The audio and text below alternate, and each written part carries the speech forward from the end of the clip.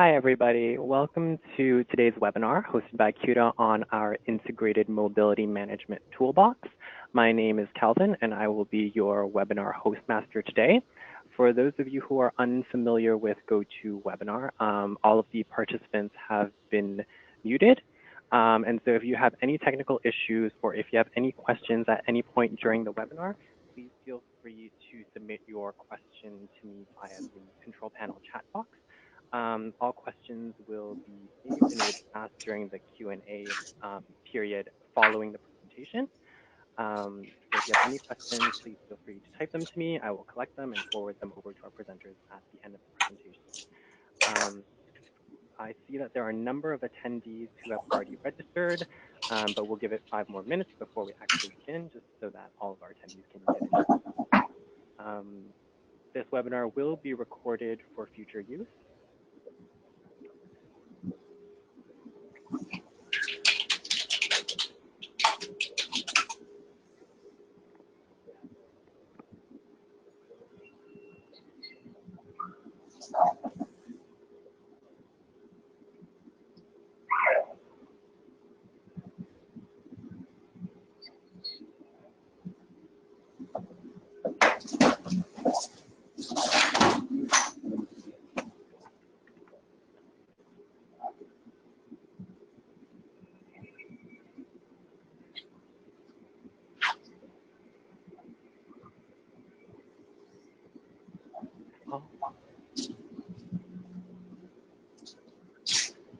So I see a number of attendees have joined the call now, so I'd just like to welcome everyone again to the webinar. If you have never attended a webinar again, just like to mention that if you have any questions or technical issues during the webinar, to please ask your questions to me via the chat box. If your question is regarding the content presented in this webinar, all questions will be read aloud by myself at the end of the presentation.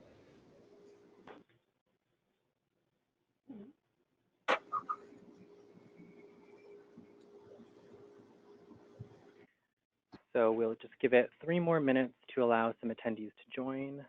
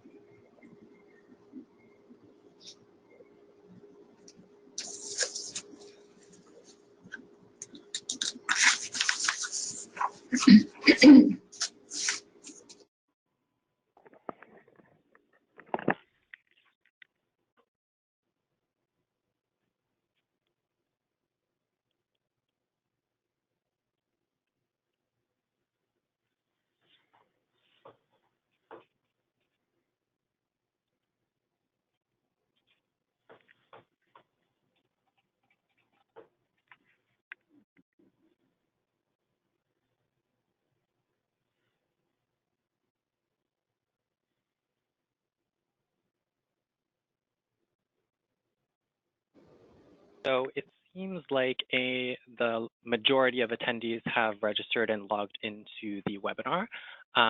So I think now would be an appropriate time to begin. So I'd just like to go over some technical aspects of the webinar once again before I hand it over to Wendy Reuter to introduce us to the webinar. My name is Calvin, and I am your webinar hostmaster today. If you have any technical issues or questions during the webinar, please feel free to type them to me in your control panel chat box. Any questions regarding content will be saved until the end of the presentation, where we will have a Q&A session for our presenters. So we are closing into 5 minutes after the scheduled time. So I think now I will hand it over to Wendy from CUTA to introduce our presenters and the webinar. Wendy? Thanks so much, Calvin. Welcome everyone this afternoon, this morning, depending on your time zone. I know we've got a really large audience. On behalf of CUTA, I'm just pleased to thank all of you for joining us on the launch of the Integrated Mobility Toolbox and this webinar that will introduce you to many elements of it. It's long awaited, and I'm really excited to be able to be here today and be part of it with you.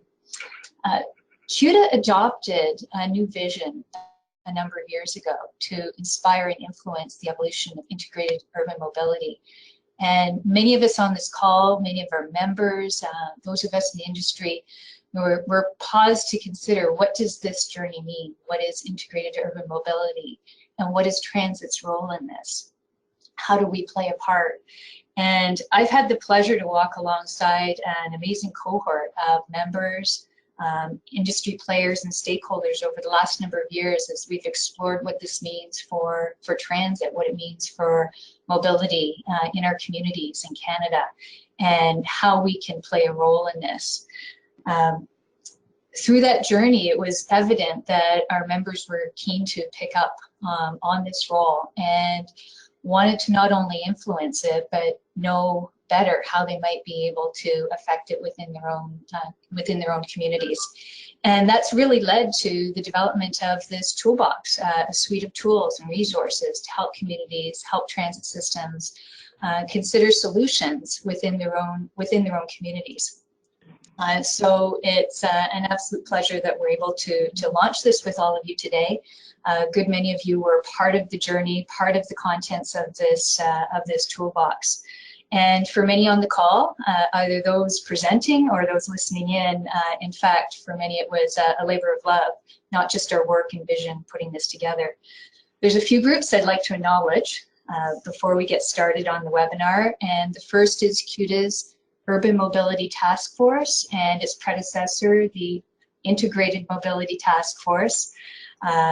Their work coming together as members across the country and working alongside Dillon Consulting in developing this toolbox is something that I would like to acknowledge with everyone here today. This group was led by Laurent Chevreau, along with some of our teammates here at CUTA, and I would like to thank them very much for their work efforts and diligence, perseverance in putting this together. And then it's my pleasure to introduce our speakers for today from Dillon Consulting. They've been spearheading work on this toolbox. We have joining with us a good friend, a long-term colleague from Dillon, in many ways, Sean Rathwell, and his colleague Kaya Saber, who have worked alongside the task force on this toolbox. Sean's been involved in the Canadian transit industry for over 30 years. He's a former manager of service planning for OC Transco in Ottawa. And since joining the consulting world 17 years ago, he's worked on transit policy, strategy, planning assignments throughout Canada, as well as the US, Australia, and a number of other countries. Sean's very active at CUTA. Many of you will know him. He's a facilitator for one of our transit planning courses here at CUTA. He's also vice chair of business members on CUTA's executive committee. Kaya is with Dillon as a transportation planner, and she brings a particular experience in transit policy and planning, both for conventional and specialized transit. Project evaluation, evidence-based analysis, and alternative service delivery models, all very important elements of the work we're talking about today, and a specific interest in the role of transportation in building sustainable, resilient, and livable cities. So with that, I'd like again to thank everyone for joining us today, and I'm going to turn the rest of the webinar over to Sean and Kaya. Thanks, everyone. Well, thank you, Wendy, and hello, everybody. Welcome, and thank you for joining us. We're going to talk to you a little bit about the CUTA Integrated Mobility Implementation Toolbox. And we want to talk first about why we're talking about a toolbox, I guess. And it really comes down to one word, and that word is change. Over the last 100 years, we've been driving, taking transit, riding bicycles, walking to work, whatever, to make urban journeys. And really, there hasn't been a lot of change over most of that period until the last decade or so, when a whole lot of things started to change. Consider what has changed. First of all, you've got travel behavior. We see millennials, the millennial generation, some of them getting their driver's licenses much later than typical, and when they do, they don't often drive as much.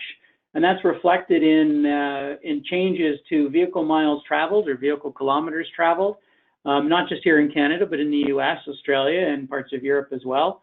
Over the last decade, we've seen total vehicle miles traveled, that blue line on the chart, sort of taper off and level off and even decline a touch for the first time in 100 years. And per capita VMT, or the amount that each of us drives on average in a year, has declined quite a bit. That's been a surprise. So things are changing with travel behavior.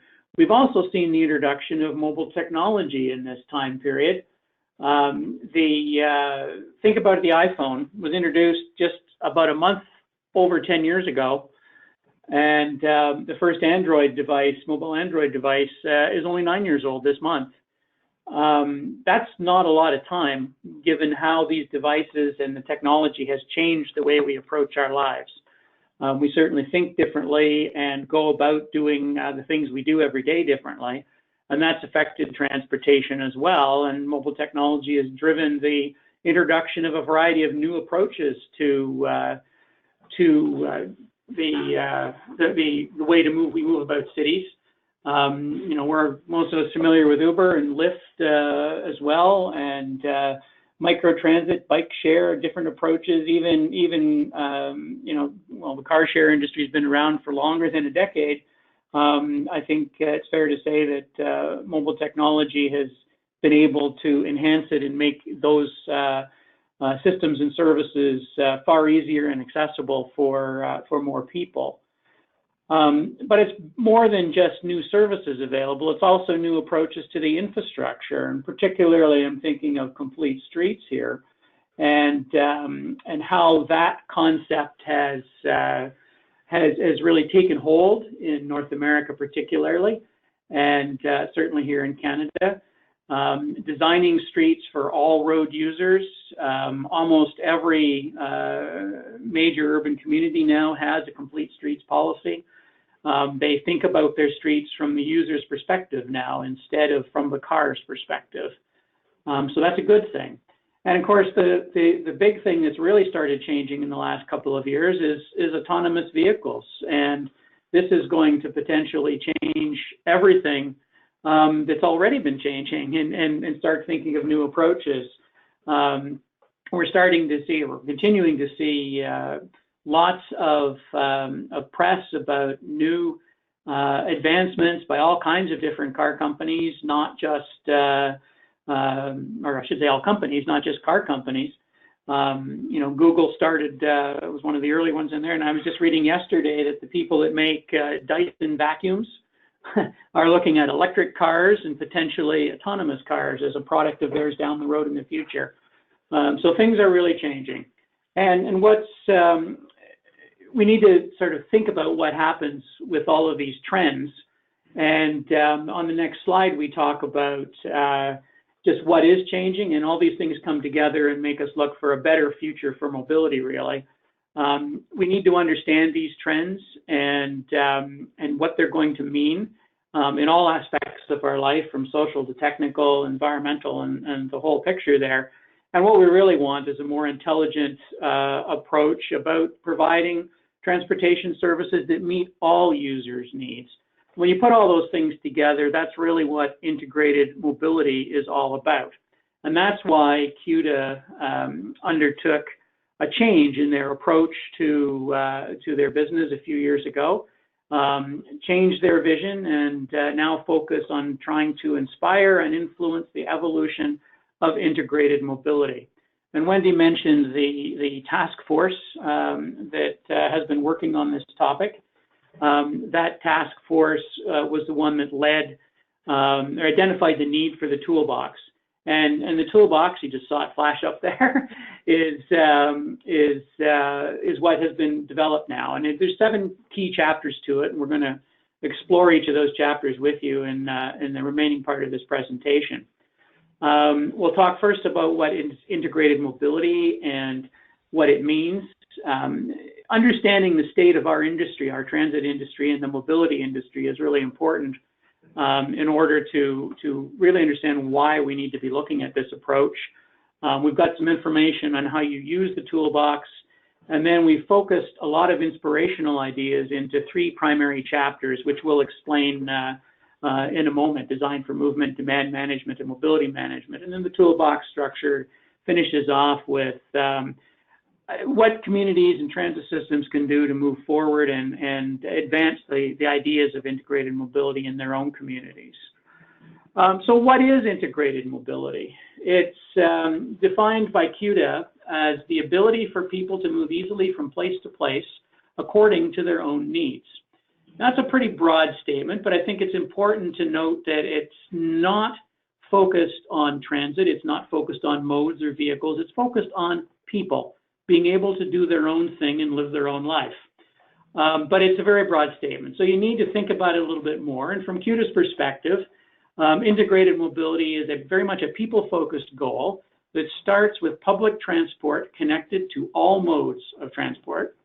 It enables door-to-door and seamless mobility and is designed for all segments of the population, all users. So those words are highlighted there for a reason. All modes for all users in a seamless way. You can express that graphically, a little bubble diagram on the next slide here. So integrated mobility is about, as I said, all users being able to access all modes in a seamless way. But how do you make that happen? You need to think in an integrated way. Thus, the term integrated thinking is brought into the lexicon here. And in the toolbox, we have focused integrated thinking into 3 primary themes or areas of discussion, if you will. The first is demand management. And by that, we're referring to the understanding, forecasting, and influencing of travel demand by focusing on the user. Now, influencing travel demand is sort of the traditional part of travel demand management or transportation demand management, TDM. And that's a very key element of the whole integrated thinking and integrated mobility approach. But so also is understanding and forecasting that demand. So really understanding the user and being able to, look ahead and figure out how people are going to behave and how they're going to travel. Very challenging. The second element is mobility management. And by that, we're referring to the coordination and optimization of all modes of transportation to ease travel in urban areas.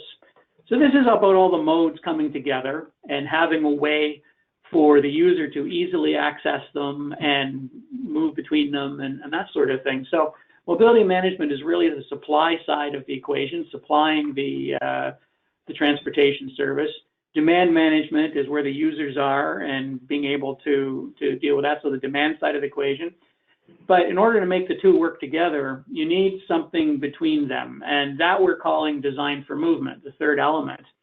And this we mean by the planning and design of land use, places, streets, and infrastructure in a seamless and integrated way for all modes and all users.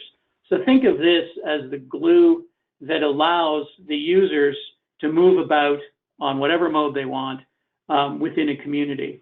And yes, it is a complete street, perhaps, but it's also great urban design. It's about developing and planning the land use in thinking about it in a multimodal way, creating great communities that are going to be accessible for all users, and being able to move about that system in a very seamless way. It's where the ITS, Intelligent Transportation Systems elements bring to it. So that's what agencies are looking at in the future, a way to move towards integrated mobility by thinking of these things. But it all focuses on the user.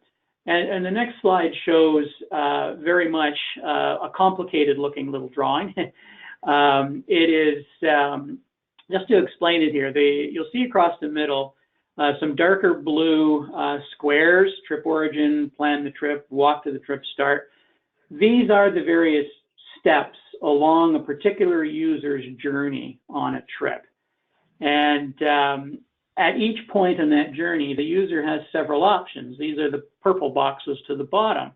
They could walk, they could bike, they could take transit. They, you know, in terms of planning their journey, they could use an app, they could make a phone call. There's different ways that you can do all these things. There's a lot of options at each different step that the user has to understand. And there's a lot of things that influence that. And as our little happy-faced user there goes along his journey, he's making different choices and interpreting different things. So the teal-related boxes above the blue boxes are the experiences that the user has had and how they perceive the different options that they have available to them.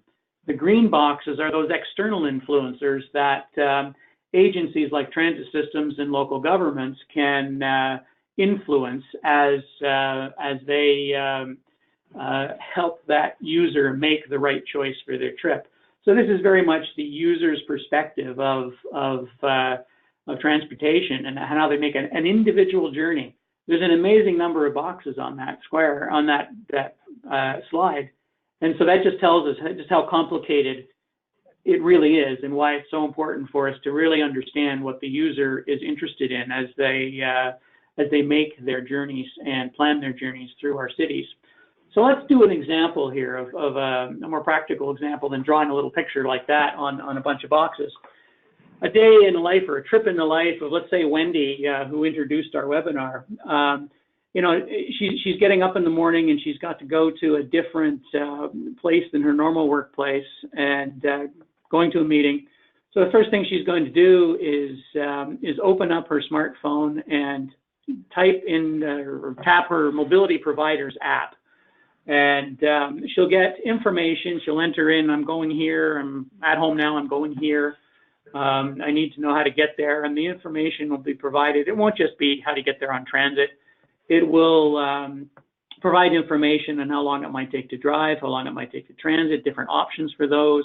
It'll bring in the option of using a transportation network company like Uber or a car share or a bike share. It might give her information about greenhouse gas emissions, that the different options might bring. Everything focused around what Wendy's needs and interests are and what she's prepared to do as she travels about on her daily business. She's going to use all of that information to pick an option. And let's say she picks an option to order up a transportation network car, a rideshare car, to take her over to an LRT station, where she'll get on the LRT and then travel along 10 stations or so to get to another station where she'll get off, maybe take a BRT up to her meeting location. So she walks straight onto the platform. She doesn't have to, you know, pay a special fare because the mobility provider allows for the fare payment and knows where she is getting on and getting off the vehicle and that sort of thing. So Wendy's on her journey there and on the train, enjoying things, researching her CUTA's position for the meeting that's coming up. And she gets a bit of a text message, a verbal text message through the headphones that she's got on, listening to some great music. And it says something simple like, there's a track delay between stations 6 and 7 up ahead. It's going to add 15 minutes to your journey. Would you like options to avoid this? Well, Wendy knows that if she takes 15 minutes extra to get there, she might be late, doesn't want to be late for this meeting. So she hits yes on her smartphone that she wants some options, and it gives her some options and identifies the station 5 that there's a car share vehicle available that she can access. So it automatically, she says yes. So she reserves that car share vehicle, gets off at station 5, and the car share vehicle is sitting there waiting for her. She walks up to the car share vehicle, waves her smartphone in front of the lock or whatever, the reader, and it unlocks the car for her. She gets in, she puts her phone in the holster, and directions to where she's going to be going immediately come up because her mobility provider knows where she's trying to head. And she starts following those directions, working very easily. The next step on her journey is she gets another verbal text message from the mobility provider, and it's telling her that a courier company has contacted the mobility provider and wants to know where Wendy would like a package delivered. So the choices are home, office, or car. Now, Wendy is not going to be in the office today and isn't at home to accept the delivery, but her car is in the driveway because she chose to not use it today. So she chooses car, and the mobility provider then directs the courier company to her car, unlocks the car trunk. The fellow puts the parcels in the trunk, closes the trunk, and then Wendy gets a message back that the parcel's been delivered at some point later that day. So another little message from the mobility provider. Wendy wants to know if Wendy wants to park the vehicle. Will she need it later, or does she want to drop it at one of the car share parking spots? She says that she wants to keep it, and because she needs to get back onto another meeting, move along. So she wants to park it and use it later. So the mobility provider directs her through instructions on her phone screen to the nearest available parking space, to where she's heading, whether it's an on-street, in a parking lot, in a parking garage, and it'll be one that will minimize her parking cost, and she'll only be, because she's a member of this mobility system, would only be paying parking for up to the nearest minute, as opposed to rounding up to the nearest half hour or something like that. So Wendy parks the car, gets out, carries on down the sidewalk towards her the building where her meeting is. Her phone pings, she looks at her phone, and there's a coupon from the mobility provider for some coffee at a coffee shop that's on her way to the building, just to thank her for taking some sustainable modes as she goes. So you get the idea of what life might be like in the future, and you throw in things like autonomous vehicles into this. You're seeing, you know, an easy way for people to move out of city using multiple modes, incentives for them to keep doing so. It's going to be an interesting future down the road. And I'm going to hand it off to Kaya now to continue telling you more about the toolbox. Thanks, Sean. So as Sean mentioned, it's sure to be a very interesting future, and this toolbox is meant to provide both information and inspiration on all of the possibilities that could appear in the future. It's meant to help not only transit agencies, but also municipalities and other mobility actors in things like designing complete streets for all modes of mobility and all users of all abilities. It's meant to help in coordinating between various mobility actors to find solutions that capitalize on each of their strengths. Perhaps helping in organizing municipal departments differently to encourage more collaboration, or maybe partnering with external organizations to foster innovation. It's meant to help in providing solutions that meet users' needs and ultimately influencing the way we think about planning and designing and using our own transportation systems. So why is this happening all now? Why has this toolbox been created? In short, transit is going through a bit of a transition, and Sean alluded to that earlier with noting many issues that are changing currently. And CUTA's Transit Vision 2040 also identified a number of elements of change. For example, despite fluctuations over the past few years, transit ridership has been steadily growing over the past several years for a wide variety of reasons. Mobility hubs have become building blocks of municipal and regional planning. Transit agencies are becoming more and more customer-focused. We're seeing passenger charters become more common as transit agencies look to make meaningful promises to their customers. At the same time, operating costs continue to rise, particularly fuel and labor. Technology is having significant and widespread impacts. New data collection techniques, personal smartphones, and open data, these are all changing the landscape significantly. Similarly, the sharing economy has been transformational. Car sharing, ride sharing, and crowdsourcing have created an environment that transit agencies had not anticipated and to which they have necessarily not yet become acclimatized. Accessibility is mainstream, and transit agencies continue to make strides towards making their systems usable for all users of all abilities. Interregional travel has become more prevalent and critical, and regional transit governance structures have arisen in Canada's mega regions. New funding sources are appearing, both governmental and from new strategies like land value capture. Continued population and employment growth in suburban areas has created increased expectations for transit use in suburban environments, which are typically transit unfriendly, and these are often a good candidate for alternative service delivery models. New mobility managers are emerging, and as one example, many car companies have acquired mobility management enterprises. For example, Daimler is the parent company of Ride Scout, Car2Go, and Movil. And lastly, the 9-to-5 workday is no more. People don't work the same way they used to, and commuting behavior has not necessarily shortened, but it's changed. So these are all parameters that are being felt right now as we look around. But as we look forward, there's a few more changes to come. Environmental regulations are becoming more strict. Demographics are trending towards transit dependence, particularly in Canada with our aging population. As communities adopt transit earlier, transit systems must be flexible and adaptive enough to grow and change their communities.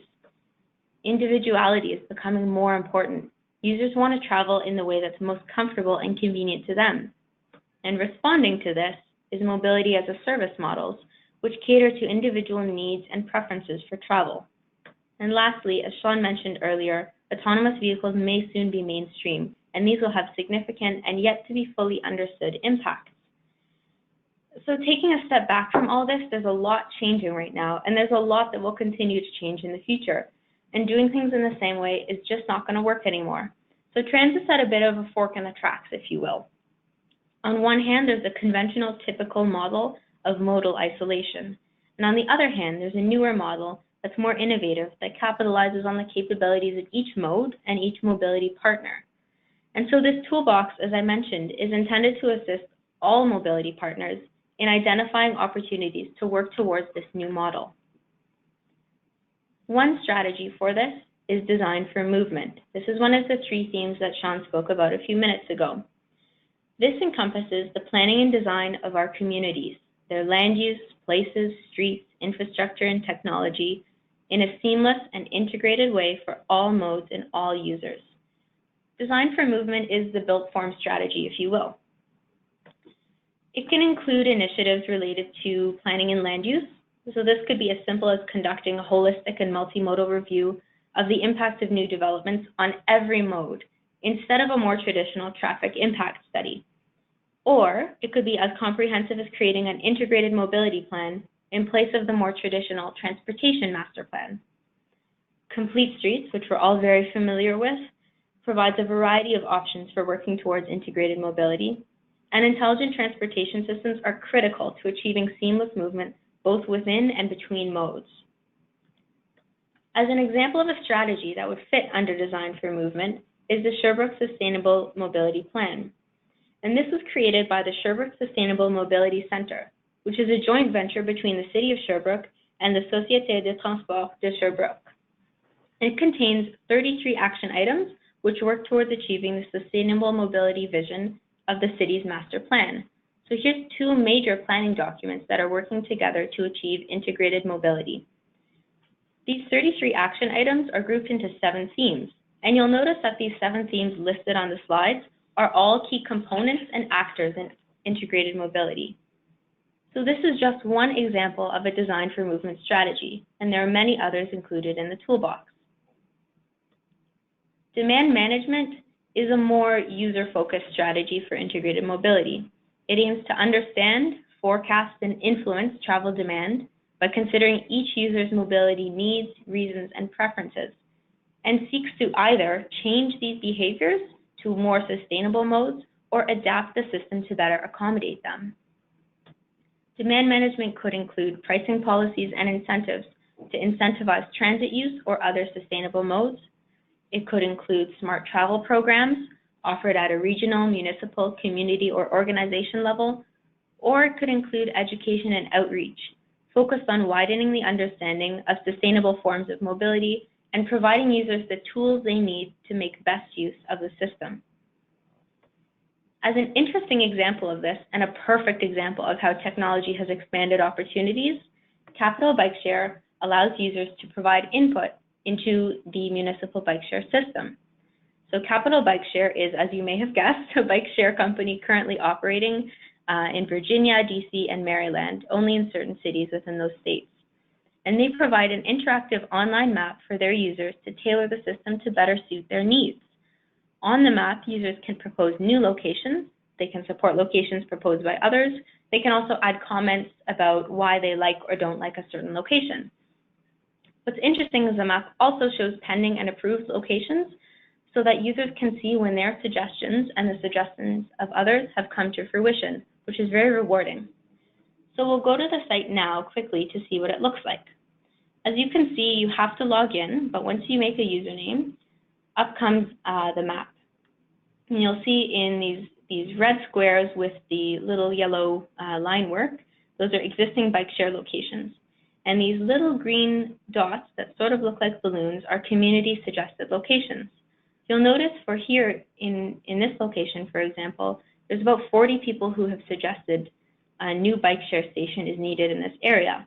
And if we zoom in, we can see in greater detail that, for example, about 7 people would like a Bikeshare station at one corner, about 8 would like one at another. So it provides a lot of user input at a very detailed level. And it's very rewarding for users to be able to influence the system that they use and ultimately benefit from. We'll move on to the third strategy of integrated mobility, which is mobility management.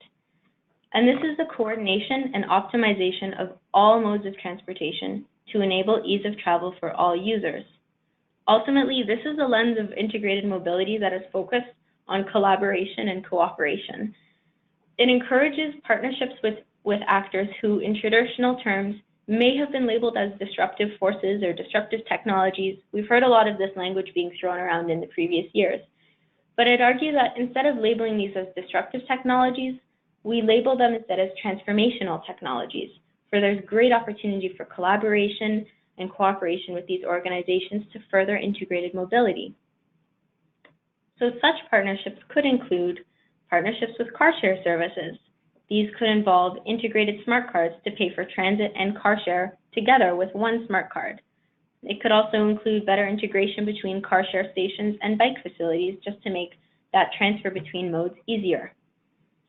TNC and taxi partnerships could be used to solve the first mile, last mile dilemma or to replace service in low demand areas or times, as an example. Partnerships with van pool, carpool, and ride sharing services could see preferential parking or mobile app integration for finding that carpool ride more easily. Furthermore, partnerships with bike share enterprises could see increased integration with transit or simply more bike-friendly transit policies. Microtransit services could be used in the first and last mile to serve specific areas or as a form of community transportation. And lastly, mobility as a service models are forward-thinking models that allow users to get the most out of their transportation network. So for example, I currently have a transit pass, I have 2 car share memberships, I rent cars often with a different enterprise, I use Uber much too often, and I use Bikeshare occasionally. That's 6 different accounts and different providers that I have to deal with to get around. And they're all completely separate.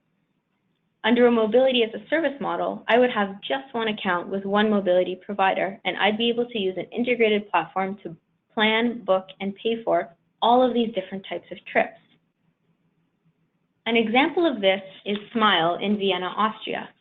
And this was one of the world's first mobility as a service pilot projects. It ran from 2014 to 2015. It allowed users to plan, reserve, and pay for multimodal trips using one app. Additionally, users could save their preferences and information in their profiles, such as maximum walking distance or their car share membership number. And as you can see from the numbers on the screen, the results were very successful and showed a shift towards sustainable modes. 3/4 were satisfied and about half took public transit more often. 21% drove their personal car less often. About 1/4 combined car and public transit more often, and about 1/5 combined public transit and bike more often.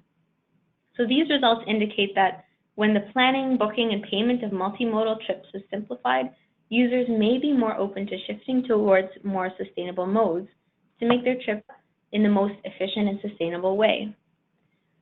So here we've highlighted just a few of the examples that are presented in the toolbox, intended to give an idea of the various options that are available. The toolbox also provides indication of the relative level of transit agency involvement required for each of these options. Regardless of which option is pursued, when we spoke with various municipalities who have worked towards implementing some of these options and working towards integrated mobility, we heard some common and notable recommendations to keep in mind when moving forward. And I'm going to pass it back to Sean to discuss those.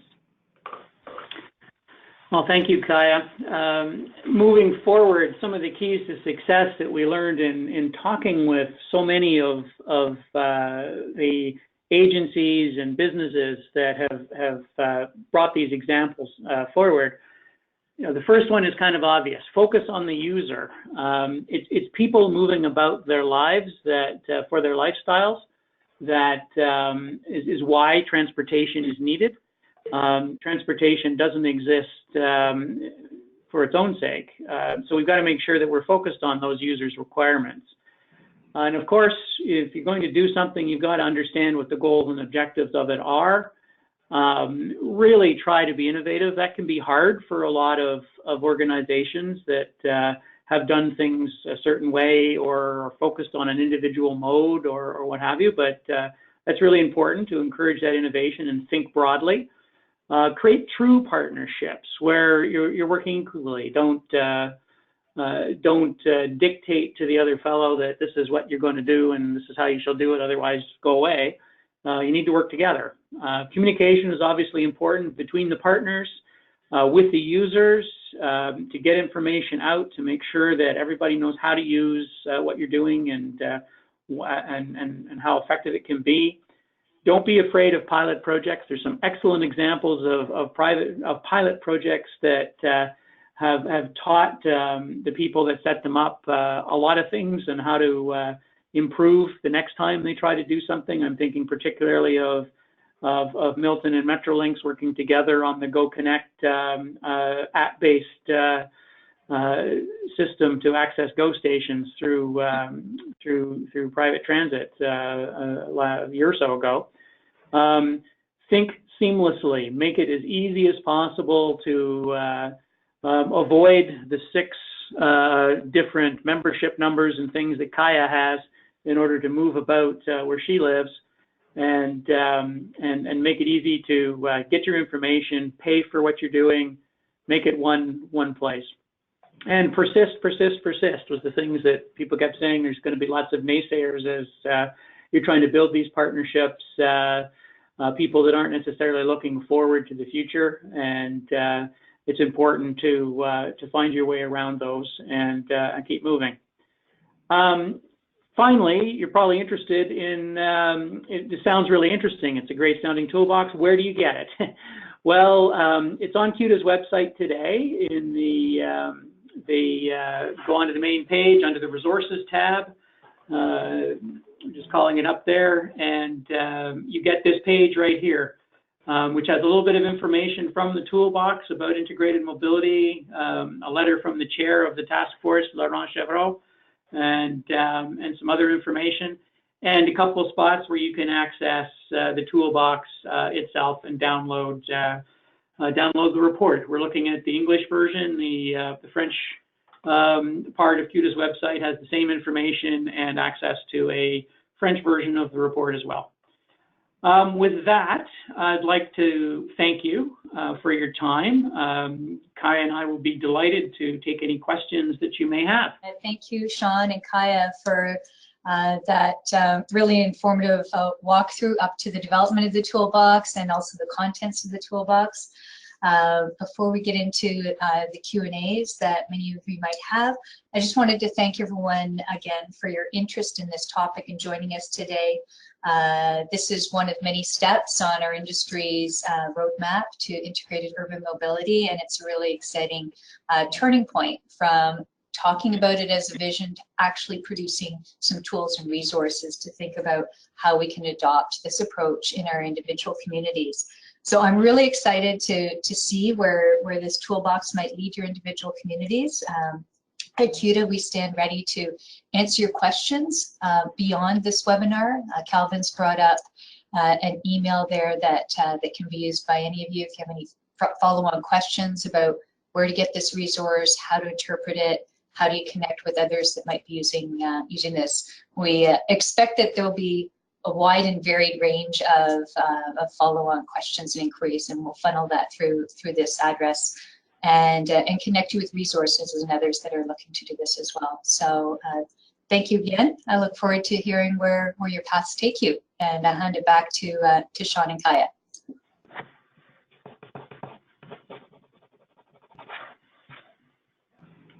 Okay, So do you have questions for us? Yeah, so at this point, we'll have a short Q&A session. We have about 15 minutes. So if you have any questions for our presenters, please forward them to me via the question box in your control panel.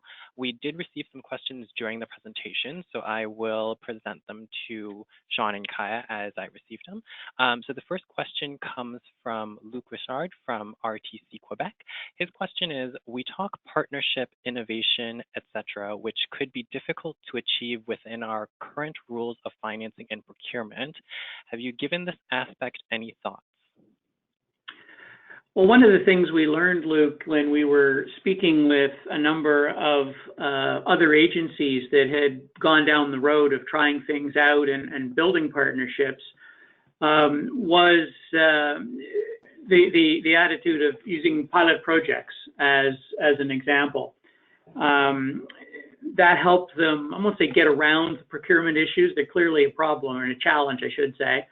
But by testing things out and trying things out, most of the procurement rules allowed that kind of thing to happen with a little bit more flexibility, so that you could learn from them and learn where the challenges were. So I think that's a good approach to consider, is to look at pilot projects and look at ideas and trying things in a small way. Before you roll them out and try to find a final true partner that's prepared to deal with everything. Thank you. So the next question that I have comes from Asif Kurji from Calgary. His question is, when the authors were reviewing TNC and microtransit opportunities, what was the experience from other cities when dealing with the union?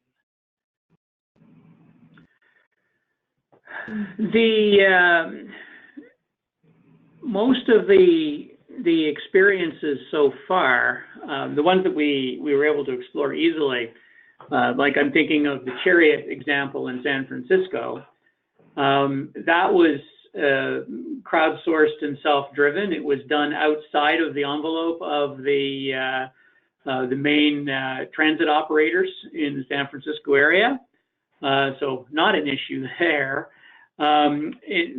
Examples of Bridge as well. Bridge worked with the Kansas City Area Transportation Authority on a pilot project, and they worked with the union on that project, and the union was favorable to trying a new approach, because the service was over and above what was being provided already, and they were able to, by using a pilot project approach, test out ideas and learn what worked and what didn't. And when they ended the project, they made some conclusions, and one of those was related to how they might move forward and whether it was necessary to work with a private sector partner, or whether the service concepts could be done within the house of the transit system itself. So, again, using that pilot project idea to learn and move forward was safer for the union's considerations. Recently in Edmonton, I'd say recently, a few months ago, Edmonton's council passed a new transit strategy, and part of that strategy was to try to be a little bit open to perhaps considering alternative service delivery approaches. And while I think the council is open to alternative approaches, they weren't that open to alternative approaches using employees that were not already part of their internal structure. So Edmonton will, in the future, look at the best way to provide service in communities using all manner of alternative approaches, I'm sure, but they'll be focused on their own approach. So it's the answer, I guess, is it kind of goes both ways. And if I could just jump in as well, I think a key point in the messaging in relation to this point and in trying to communicate the intent of these alternative service delivery approaches is that it's not always about removing conventional service and replacing. It's often about supplementing and redeploying existing municipal resources in a way that make better sense for the municipality. So it's not necessarily reducing service hours on the conventional transit system. It may just be reallocating them to the best used routes, for example.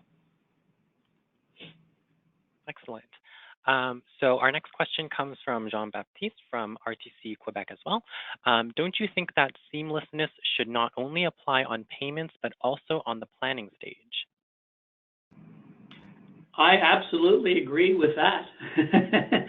We need to be thinking in our, right from when we start, the Ontario term would be an official plan and then a secondary plan, community plan, down to the subdivision plans or development plans, the streets that are doing it. We need to be thinking in a seamless and integrated way for people at all stages. Planning for service should be done the same way. What's the way to make it as simple as possible for the user to use, make it easy, seamless is the perfect word. I think it has to be done at all stages. Okay. Our next question comes from Pam Cooley from CarShare Atlantic. Pam asks, does this toolbox have examples of policies that are required for a city to implement or develop some of these modes? For example, on street parking for car sharing.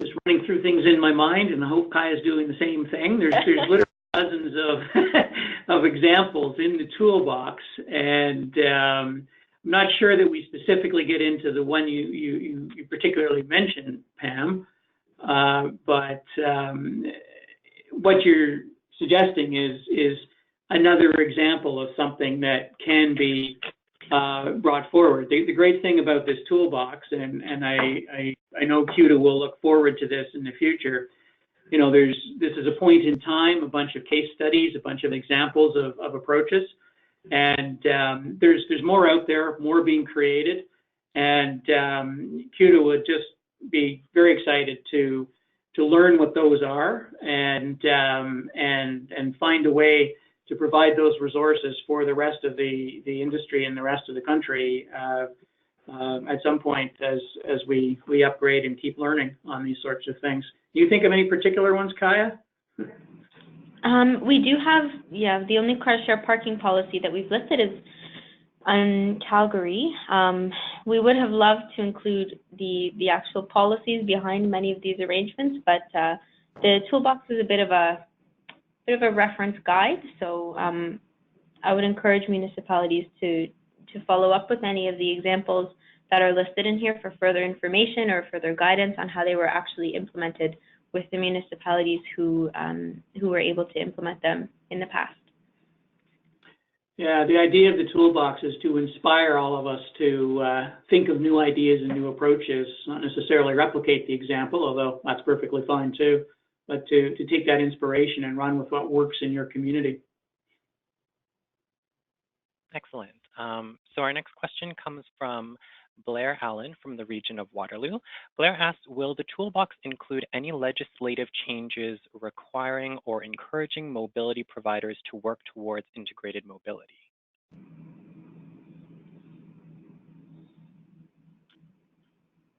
Just thinking about that again, Blair. There's discussion about, in the toolbox example, some of the examples about regional government structures and things like that. Legislation individually, though, I don't think is something that we get into in a really detailed way. Clearly, there are some challenges for implementing partnerships in some communities. The example being how Uber has come along and transformed taxi regulations, or caused the transformation of taxi regulations in several communities. It's been a very topical issue as of late, with news out of London and out of Montreal about views on some of those things. So there's some big challenges ahead. It's also challenging to look at the legislative question because those rules and those issues change from province to province in Canada. So there's some challenges about making sure your examples are good there. But I think the point to make, Blair, is that there are those challenges, and you definitely need to be keeping those in mind as you're developing these partnerships and finding ways to overcome them, identifying what does need to actually change within your own jurisdiction. Excellent. So our next question comes from Sebastian from STM. His question is, from what I understand from the presentation, the main objective for integrated mobility would be to meet users' needs. Shouldn't it be linked with the transit agency's main objectives, for example, car dependency reduction? How can you ensure your business model targets car users? I would answer that by saying that every community's probably got a different kind of mandate. Some communities are absolutely, the transit system's job, if you will, is to discourage car use. I'll say it that way, and probably simplistic, but to do that, some communities it's to provide an alternative. There's different options that you have, or different mandates that you often have. So each community needs to look at what they are, their job is, what job they want to complete in the future. There's lots of transit systems that want to be that mobility integrator, that want to build those partnerships, bring them together to create sustainable transportation. And that's excellent. But other transit systems in other communities may be more focused on, our job is to run this transit network, and it's a different part of the community's role to think about broader mobility issues. So that creates a bit of a challenge, which you've got to overcome if you want to move forward. But ultimately, as I said during the presentation, I think that we're not necessarily doing transportation for transportation's sake, or trying to dictate for people. We're trying to provide options, mobility approaches for the people that live in our communities, and let them make their choices on the service and the costs and all the elements that are provided there. And I think allowing the individuals to make those choices by providing great service and providing great information and providing the right incentives to achieve the policy goals that you have in each of your own communities is the important factor. You have anything to add to that, Kaya? I would just add that I think it comes down to meet user needs, but meet all user needs. For example, those who are transit dependent, but may need to use a car share one day. I think that it's not just about